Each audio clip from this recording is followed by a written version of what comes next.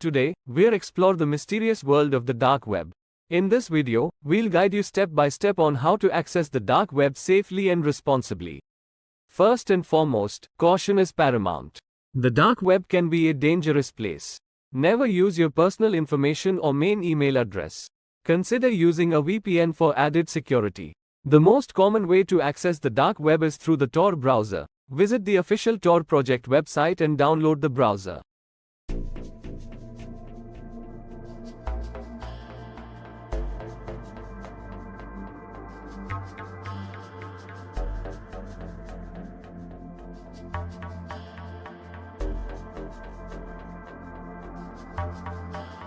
Install the browser just like any other software.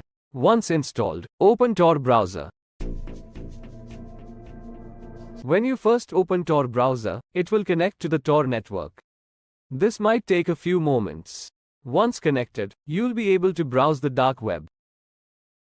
Unlike the surface web, you won't find sites using standard URLs. Dark web addresses end in onion and are often a series of random characters. Use directories like the hidden wiki to find onion links.